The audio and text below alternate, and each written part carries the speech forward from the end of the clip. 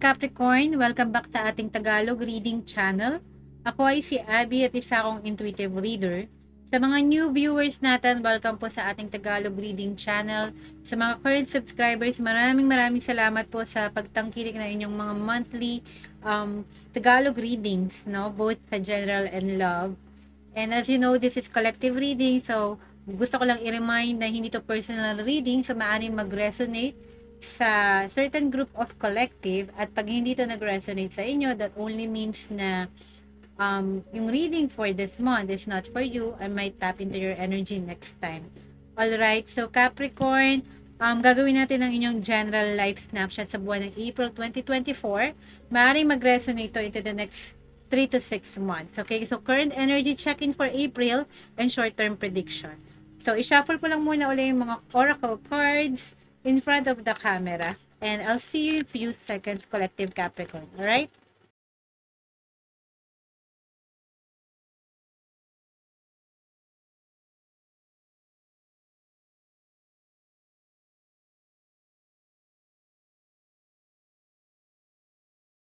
Hi Capricorn, so kukuha tayo ng 7 baraha para sa inyong general life snapshot, at gagamitin natin ang oracle card ni Kyle Gray, which is the Keepers of the Light oracle cards. Okay? So itatap into natin yung mga guidance and wisdom galing sa inyong mga guides, maaaring ascendant masters to, or mga mga spiritual beings. Okay? So let's take a look. 7 baraha para sa ating collective Capricorn. Current energy check-in to sa buwan ng April 2024 all the way to the next 3 to 6 months. Okay? So, unang baraha Capricorn. Nandyan si Kutumi, Cloak of Wisdom, at Position 1. Position 2, nandyan si Horus, Cosmic Gateway. Si Horus, ito yung sa Egyptian mythology, no? So, Cosmic Gateway daw. At Position 2, mag-dive deep tayo later on. At Position 3, nandyan ang Holy Spirit. Okay, Catholic tayo, no? Expect miracles. At Position 3. Ang ganda naman ng mga baraha. At Position 4, Kuan Yin, Care and Compassion. Sa Chinese, ano to, no? Mythology. Sa Chinese mythology to, no? Kuan Yin, Care and Compassion. At Position 5, nandyan, wow, Mother Mary, Love and Peace. So, may Holy Spirit ka na, nandyan pa ang Blessed Virgin Mary. Okay, ang ganda. Okay, nasa Position 5 ang ating butihing ina. Lusog lang natin para mag-fit. At Position 6, nandito si Isis. So, may mga Egyptian goddess ka, no? Or gods. Nandyan si Horus and si Isis, magic manifesting. At Position 6, ang ganda. At the center, nandiyan si Saint Germain, karma releasing. Parang napaka-powerful agad ng readings kasi yung mga cards nyo, yung mga guides nyo dito nag-appear medyo powerful din talaga sila, di ba? So, alright, umpisahan na natin sa Cloak of Wisdom. At Position number 1, Capricorn, April 2024, current energy check-in to, and short-term prediction, 3 to 6 months. Cloak of Wisdom, ang sabi dito, you already know the answer you seek. Trust what you know. So, yung kailangan mong i-release is to, parang sinasabing, magtiwala ka sa sariling kutob mo, sa sarili mong intuition, sa sarili mong perspective and judgment. Okay? Sinasabi rito na, kung medyo may hesitation tayo sa ating mga judgment, this is not the perfect time para mag-doubt ka. Kasi normally, malamang na yung kutob mo at ang perspective mo, may pinanggagalingan yan, may basehan yan. So, sinasabi ngayon ng ating Kutsumi dito, ang ating guide, Cloak of Wisdom, meron ka nun eh. Nandun yung wisdom mo, you need to tap into it. So, yun yung kailangan mong i-release in a way na kailangan mong i-unleash. Okay? Or i-let go. Or i-embrace mo fully kasi hindi mo pa siya fully na i-utilize yung wisdom mo. Okay? Yun yung nasa Position 1, Capricorn. And I hope it makes sense kasi napakalalim agad ng Position 1 mo. For release position to, maaari mong i-apply to in all areas of your life. So, magtiwala ka sa wisdom na meron ka. Kung ang wisdom kasi, Hindi yan yung regular knowledge. It comes dun sa years of experience mo, sa mga learning life experiences mo, at maaari mong mai-apply yon at dun ka kukuha ng advice, no, sa mga own experiences and learnings mo. Yan ang nagko-compose ng wisdom ng isang tao. Okay, ng mga ating belief system, ng ating mga paniniwala. At wag mong pagdududahan yung nalalaman mo based sa sarili mong karanasan. Okay? Now, at second position, nandiyan ang ating Egyptian god, si Horus. Alam mo bang amulet to sa ibang sa ibang country, specifically sa mga Middle Eastern and Egyptian, no? Si Horus, cosmic gateway. So, siya yung gate papunta sa higher knowledge, sa higher learning, no? Your thoughts are magnetic and powerful. See? Miraculous changes are occurring. Okay, let's not forget, nandiyan si Mother Mary at si Holy Spirit. No? So, and then, let me stress out na, in-stress dito for the first time, miraculous changes, miracles.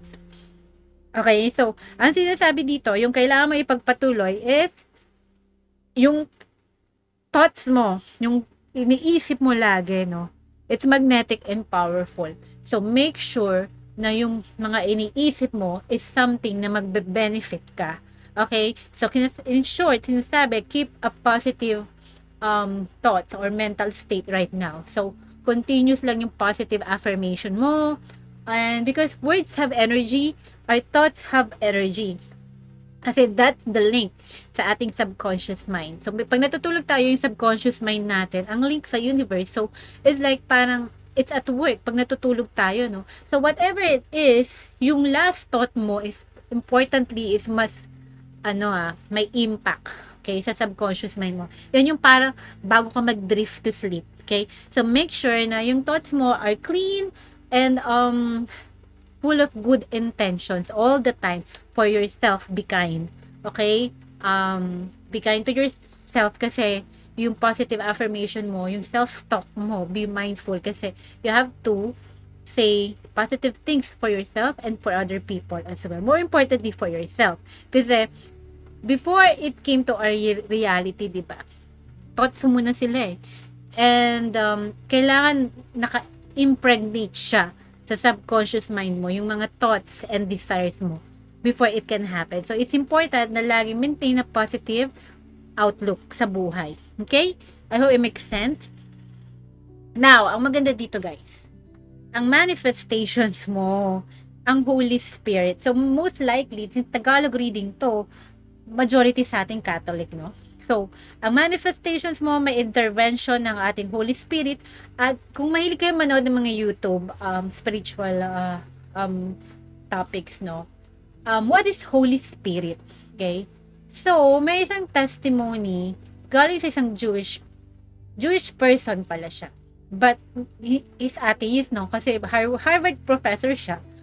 And then, nag-convert siya sa Catholicism because of the Blessed Virgin Mary. Lumabas sa panaginip niya. And Jesus Christ as well. If Jesus Christ is not a dream, biglang nagsalita yung statue ni Jesus Christ sa kanya.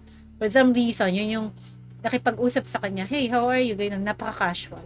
So, that made him convert sa Catholicism. And then, during those dreams niya, nagpakita ang Blessed Virgin Mary, nagbago yung paligid, gumanda, para siyang nasa langit, hindi niya nakikita yung horizon.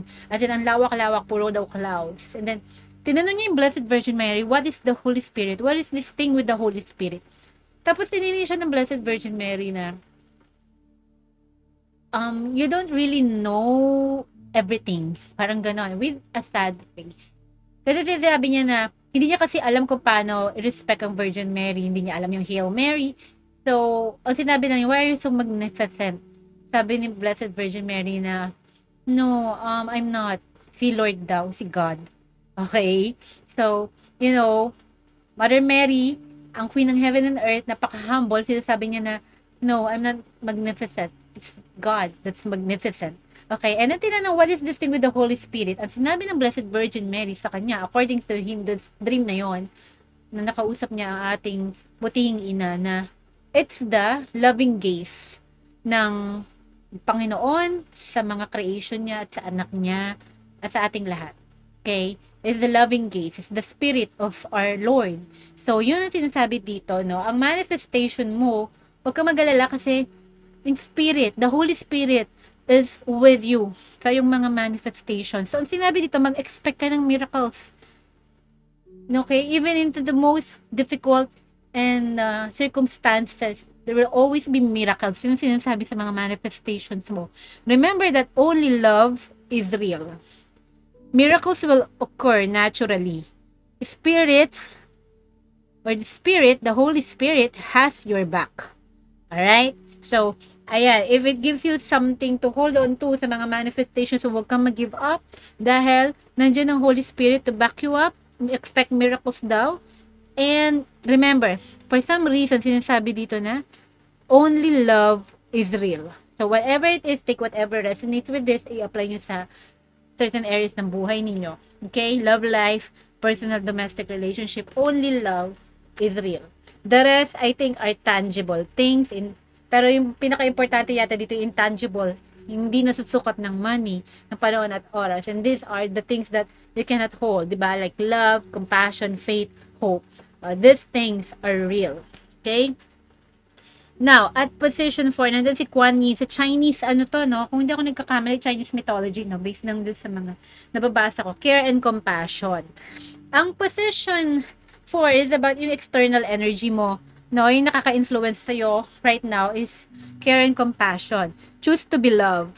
Do what is right for everyone involved. Offer a helping hand. Maybe it's also for you or para sa mga tao sa paligid mo na maaaring tulungan ka or maaaring mo silang tulungan. Either way, no, so this is a perfect time daw. Current energy is a perfect time to be more compassionate, caring, and giving. Okay? Mas maging kind tayo sa ibang tao at ganun din sila sa atin. There will be people na susuportahan ka, na alagaan ka, at they will care about you. Okay? It's a good energy. It's napakagandang energy tong external energies na to right now for you. And remember, current energy check-in to and plus short-term prediction. Okay? At position 5, what do you need to give to yourself? Kailangan may bigay sa sarili mo or sa ibang tao. More importantly, sa sarili mo. Nandiyan ang Mother Mary. Love and peace. Nangangailangan ka ba ngayon ng pagmamahal at kapayapaan? Don't worry. Kasi nandiyan nga yung external energy mo. Maaaring ibigay sa'yo itong care and compassion galing sa ibang tao at sa ibang mga situation.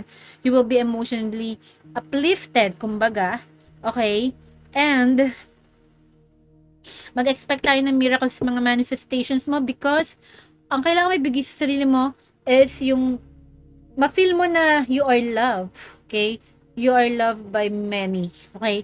Ma-feel mo yung peace. Okay? Yan yung ibigay mo sa sarili mo. If it's love, hindi lang galing to sa ibang tao. Kailangan din na love yourself. And pinapaalala dito, ang Blessed Virgin Mary, lahat tayo mahal niya. Okay? So, huwag mong kakalimutan na kung feeling mo na nag-iisa ka, walang nagmamahal sa'yo, or someone left you out in the cold, no, it's wrong. Choose higher love, no? Yung deeper level ng love galing sa spiritual realm. Nandiyan ang divine love from our Blessed Mother. So, maaaring connect with her. Dun sa, kasi I think kasi nasa position 5 siya, yung kailangan mo ibigay sa sarili mo, no? So, devote some time to pray with her, okay? Or to her, yung novena, okay, if that helps, or the rosary. Kasi, I think, may kakayahan siya mag-intervention, no? Pagdating sa love and peace aspects. So, ang sabi dito, no?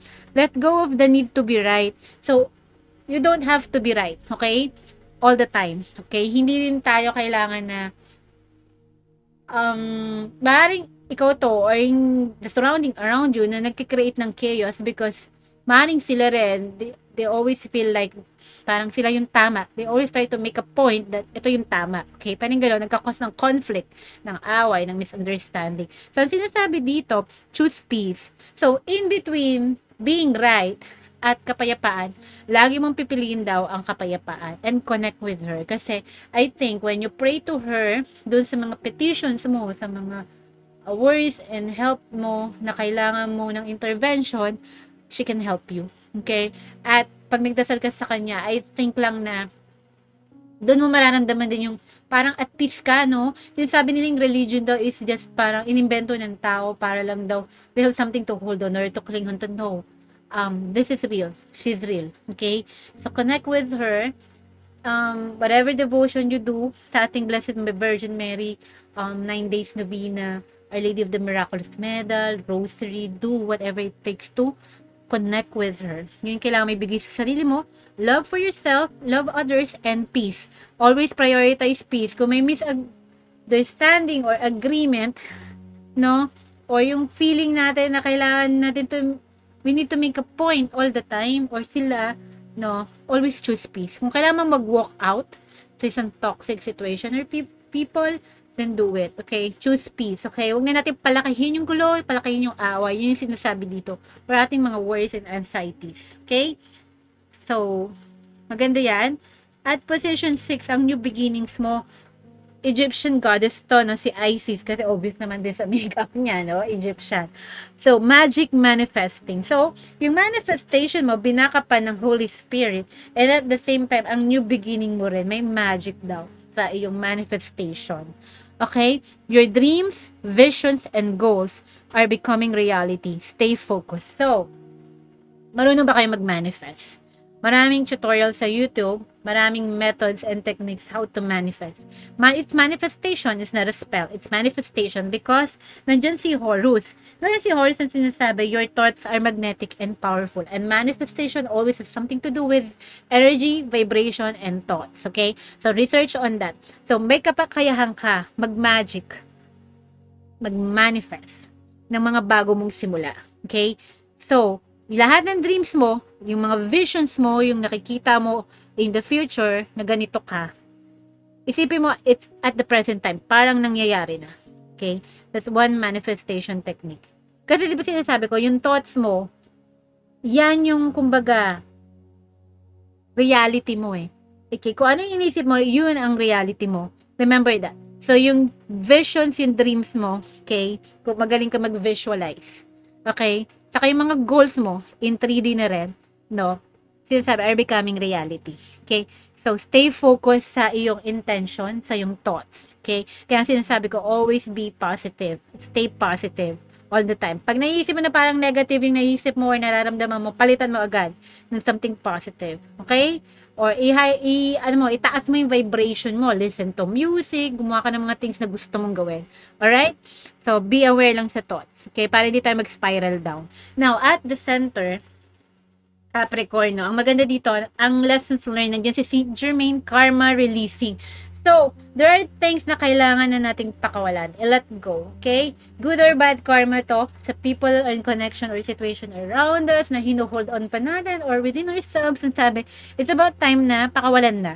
Kasi nandiyan ang new beginning mo, manifestations mo, nandiyan ang miracle, nandiyan si Isis for magic manifestation sa new beginning mo. Ang Holy Spirit nasa manifestation mo. Okay? And si Isis. Okay? Sa new beginnings. Now, yun. So, paano tayo magkakaroon ng simula kung hindi tayo natin pala ilalet go yung mga kailangan natin pakawalan? Okay, move beyond drama. So, yung toxicity, yung mga drama, iwasan na natin yan. Alisin natin, kalimutan na natin yan. Okay, create your own path. Okay? No one can force you, no, to stay sa isang decision, sa isang path, or sa isang situation, or people, or situation na hindi tayo masaya. Okay? Make room for good energy. Yan ang tatandaan nyo. Make room for good energy. Like I said, i-let go na ang drama, toxicity. These are all low vibrational energy, mga bad vibes. Tanggalin na. Okay?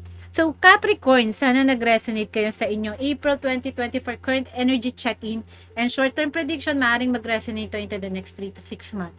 Alright? Take care, Capricorn. I'll see you guys on your next month reading. God bless. Mahal ko kayo. Bye-bye.